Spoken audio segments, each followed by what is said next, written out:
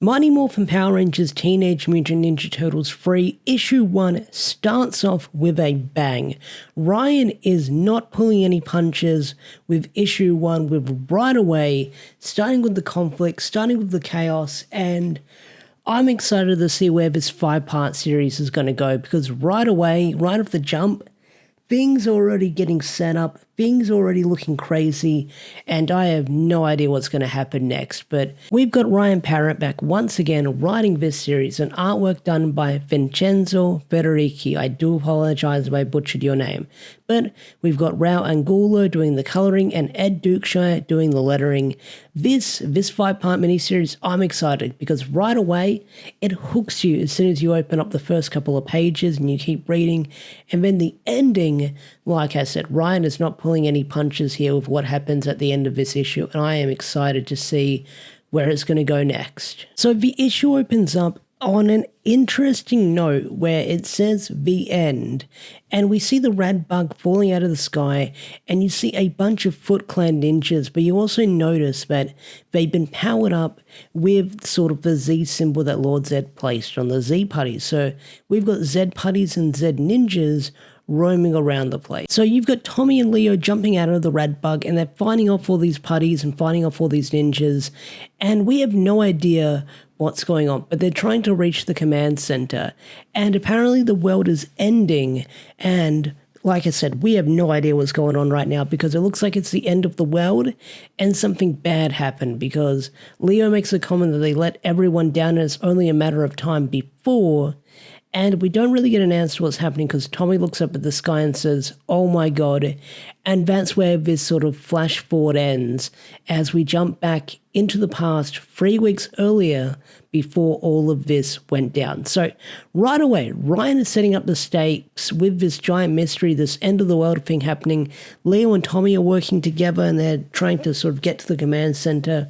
And it seems like something bad happened to everyone, which something bad happens to someone at the end of this issue. But what happened to all the others in this series? Because when MMPR and TMNT 2 ended on Lord Zedd and the Shredder going to work together, we knew there'd be a major threat working together. But right away, we're going to see how much of a threat they can be when they work together. Who's going to be more of the major threat, Lord Zedd or the Shredder? We'll have to wait and see. But this issue is starting off with a massive bang. And trust me, it's only going to get more explosive as the series continues. So we've been jumping to a flashback 3 weeks before this whole world-ending thing happened, and you've got Trini, Donnie, and Raph fighting against War Bunny. That's right, the fan-favorite character from Go-Go Power Rangers, War Bunny, is back, and he's fighting off the Rangers and the Turtles, and his design here looks really freaking cool. So while that's all going on, you've got another team of Rangers and Turtles in North Dakota. We've got Mikey, Leo, Kim, Tommy, and Jason in North Dakota, and they're trying to get their hands on this certain artifact. Now, with Lord Zedd powering up the Foot Ninjas, one of the ninjas you see them fighting looks very reminiscent of the mythical ninjas from TMNT. Now, they've had a lot of reincarnations and incarnations throughout the Turtles' history. I mostly remember them from the 2003 series from back in the day. And this one, he's sort of got like the straw hat going on, he's got the cape, he's got a giant sort of fire spear going on, but not only that, the Foot Ninjas, now powered up by Lord Zedd, have the power to hurl Hadoukens or fireballs, and that makes them even more deadlier. Like, you get this awesome panel of Kim using her gymnastics and flipping out of the way, but you can see right away with the threat that Lord Zedd and Shredder pose with both of them teaming up, and it's only going to get worse from here, because if Shredder and Lord Zedd can create like mythical ninjas powered up and ninjas shooting fireballs, then the Rangers and the ninjas are going to have their work cut out for them. So the Foot Clan are able to steal whatever they're after, and the Rangers and the Turtles go back to the command center, and they're trying to figure out what exactly is going on, because, you know, they've never had trouble with the Shredder or Lord Zedd and his monsters before, but now they're becoming a major issue. And Tommy brings up a really good point by saying, like what I mentioned earlier, saying they've never had problems with Foot Clan members or putties, but now they're a lot more stronger and they can throw fireballs. And Raph says, they get more powerful and we stay the same. What are we supposed to do? So I do wonder if that's going to allude to the Rangers and the Turtles sort of getting a power-up or a new Ranger form. I mean, we're the third book into this series yet, and Tommy is still the Green Ranger. He has not turned into the White Ranger yet, so we haven't had a white light happen. So maybe they'll have it at the end of this series. I'm not entirely sure, but yeah, the enemies are getting stronger and the Rangers just stay the same. So what are they supposed to do? But Splinter and Zordon tell the others to be patient because, all will be revealed in time. And they just have to stay calm, stay patient, and they'll figure a way to defeat these foes together. So on the side, you've got Billy and Donnie working on portal tech.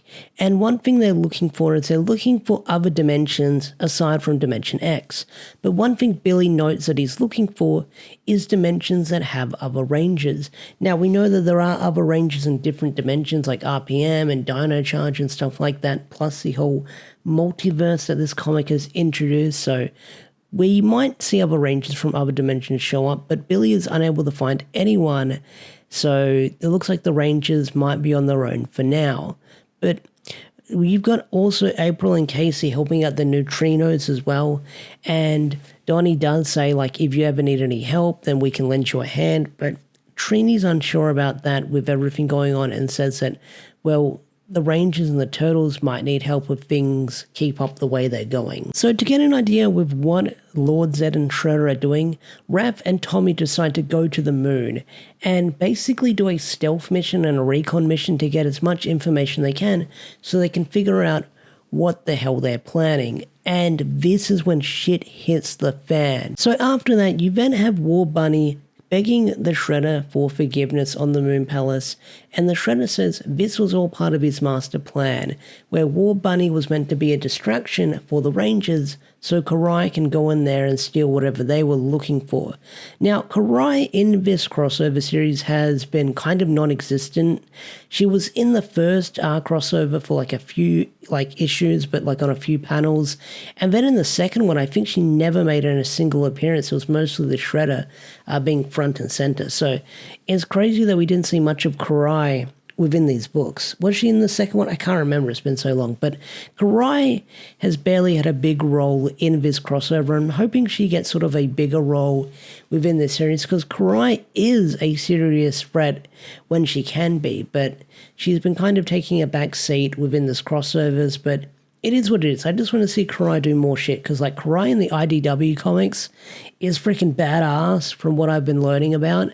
And here, she's been kind of, Shredder's right-hand woman doing a whole lot of nothing. So we finally get to see Lord Zedd and the Shredder interact within this series, and Lord Zedd has been using his magic to power up the Foot Clan, making them a lot more powerful. But because the Shredder is making moves behind Lord Zedd's back, well, of course, the two are probably going to bump heads and they're going to stop trusting each other because it's only a matter of time before one betrays the other within this series. And Lord Zedd does say, look, if you double-cross me or betray me, which are in bold, so that means it's probably alluding that it's probably going to happen, Lord says that he'll watch his world burn. So Lord Zedd is probably a lot more powerful than the Shredder here with his magical abilities, and I doubt that. Well, maybe the Shredder could hold his own against Lord Zedd. We have yet to see. But the Shredder's making moves on his own, and Lord Zedd is catching on to him. But who knows how long this alliance will last in the nearby future, because I get the feeling when we're at the halfway point of this series, we'll probably see who's going to be the big major threat within this series, because I doubt the two are going to hold this alliance for much longer. So Tommy and Raphael stumble across with what Lord Zedd and the Shredder have been working on this whole time, and they've been creating their own morphers. And right away we get to see these morphers in action as Bebop and Rocksteady morph using something called the Shadow Grid. And right away we see their Ranger forms, and I gotta say, they look freaking sick. It kind of sucks we probably won't see toys of this in the nearby future, because, the Lightning Collection is on ice, but oh my god, I kind of wish we could get figures of these, because their designs look freaking amazing, especially freaking Rocksteady's. It looks so cool. Like he's got this giant Gatling gun for an arm, and then Bebop's got this like chain thing going on. It looks amazing. Oh, they look so cool. And it looks like they're the red and the yellow Rangers, judging by their outfits with everything happening. But, oh my God, they look so cool. So Tommy and Raphael, they jump into action, and right away, they're getting wrecked. They're getting slammed about, and they're barely able to hold their own against them. So reinforcements arrive with the help of Leo, Jason, and Splinter. And things are going to look good for Tommy and Raph. I mean, Splinter, Jason, and Leo are here, so maybe the tables are going to turn. So Splinter arrives and he helps Tommy back on his feet, and he decides to hold off the Foot Clan and Lord Zedd and Shredder and says, "Don't worry, I'll buy some time for you, my sons and Rangers, while you escape." Makes this big heroic speech, and he's dead. Lord Zedd just picks up his staff, points it at Splinter, and the dude gets evaporated into nothing, and that is where the issue ends. Holy shit. When I turned the page and I saw that, my jaw dropped. I was thinking, holy shit, Ryan is not holding back by doing an ending like that. And who knows if Splinter's going to remain dead within this series, because, you know, Turtles is all about reincarnation and stuff like that.